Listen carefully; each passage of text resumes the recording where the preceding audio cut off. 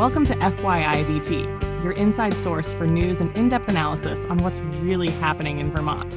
We want to start by saying thank you to all our listeners and supporters. Your continued encouragement fuels our mission to dig deeper and bring light to critical issues that shape our communities. We couldn't do this without you. Today, we're diving into our article titled A Future Vermont Economy Part 1, the first episode in a two-part series where we dig into the economic challenges and opportunities that could shape Vermont's future. Today, we're asking a big question. Could Vermont, known for its charming towns and breathtaking landscapes, face financial trouble like Detroit? I know what you're thinking. Vermont and Detroit? Could two places be any more different? But hear me out.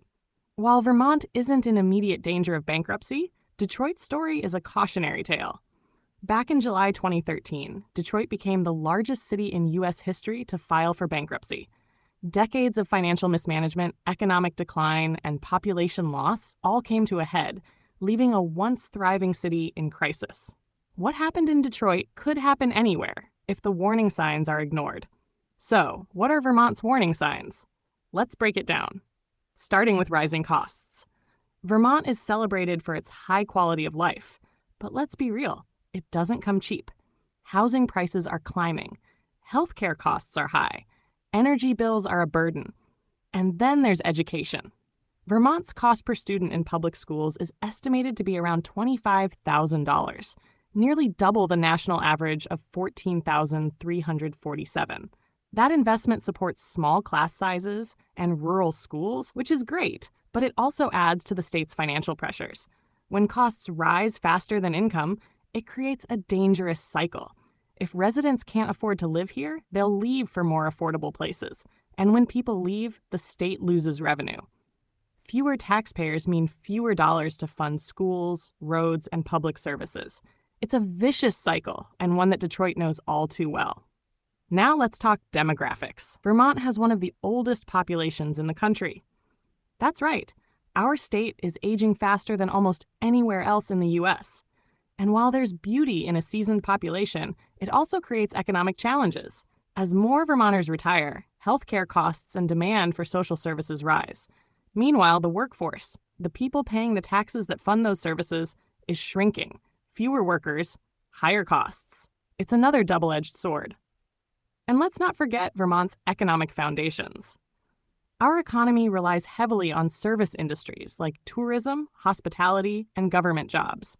Tourism is wonderful during peak seasons, but it's vulnerable to economic downturns and climate change. Government jobs are steady, but they're tied to federal budgets, which can shift dramatically with political winds. Without a diverse economic base, we're exposed to risks. It's not unlike what happened in Detroit when the auto industry, the lifeblood of their economy, collapsed. Then there's the elephant in the room: pension liabilities. One of the key factors behind Detroit's downfall was its growing pension obligations. Vermont's pensions aren't at a critical point yet, but they're growing. As the workforce shrinks and pension costs increase, it's a recipe for long-term financial strain. Without proper management, it could lead to higher taxes, cuts to public services, or both. Finally, there's Vermont's population stagnation.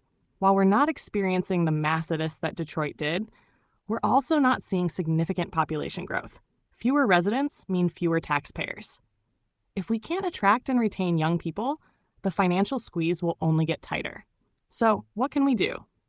How do we ensure Vermont doesn't follow Detroit's path? The answer lies in proactive steps. We need to diversify our economy so we're not overly dependent on just a few industries. We need to make Vermont more affordable so young families can see a future here. And we need to manage our public spending carefully, including pensions, to avoid ballooning liabilities. We also need to lean into Vermont's strengths. Our beautiful environment, our vibrant communities, and our entrepreneurial spirit can be powerful assets in building a sustainable future. But we can't rest on our laurels. The challenges are real, and the time to act is now. Tomorrow in Part 2, we'll dive deeper into solutions about what Vermont can do to secure its economic future. Because while the challenges are significant, so are the opportunities. Vermont has a chance to chart a different path, one that balances growth with sustainability and innovation with tradition. Thank you for listening to this episode of FYIVT. To read the full article and explore more on what's happening in Vermont and how the state works, visit us at FYIVT.com. We appreciate your support and look forward to continuing to bring you important perspectives on Vermont's most pressing issues. Until next time.